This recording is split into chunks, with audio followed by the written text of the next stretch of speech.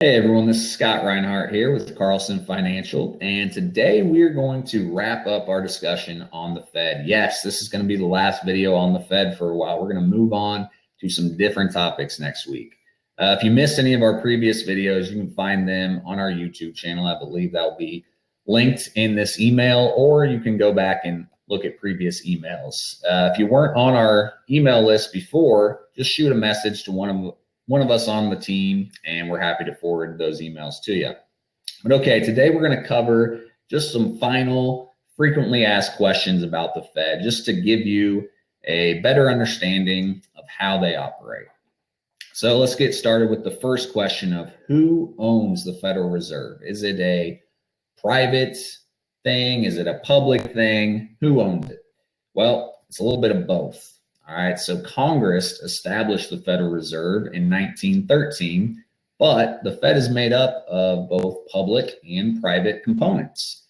So there's a national level. This is the Board of Governors, and they're appointed by the president.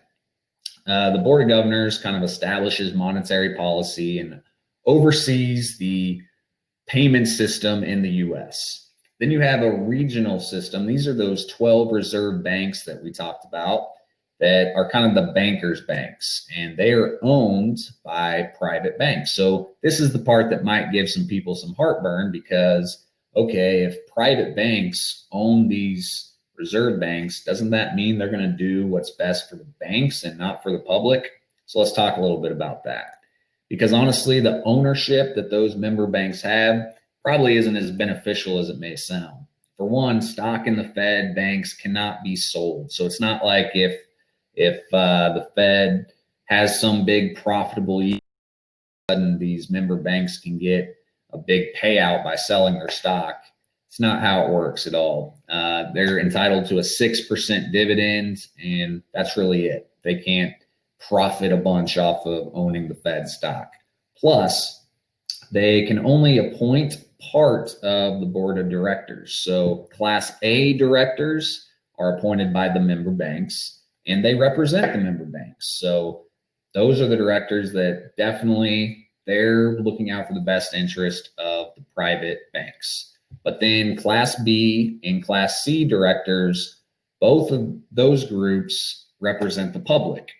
Class B is appointed by member banks. Class C is appointed by the Federal Reserve Board. So 2/3 of the directors are actually representing the public's good. So, all right, next question. Who holds the Fed accountable?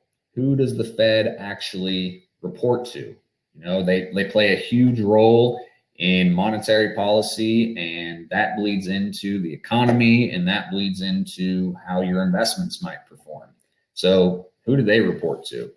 Well, it's a little bit of a combination between the public and to Congress. So on the public side, each year, twice a year actually, the Fed produces a monetary policy report. And this is where we get to see what the Fed is thinking as far as monetary policy on the economy and what they see looking forward.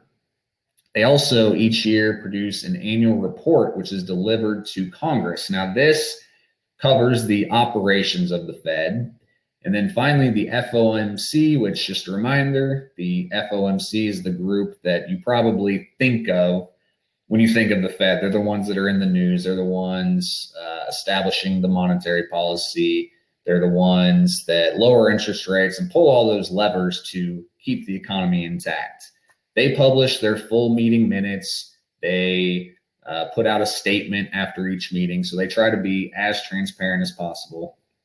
Plus, overall, the Fed is actually audited by multiple agencies. So it's not like the Fed just has full authority to do whatever they want with no repercussions.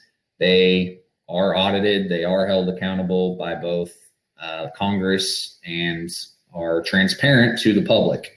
So the Fed, in my opinion, they're doing what they think is right. That's not always the right thing.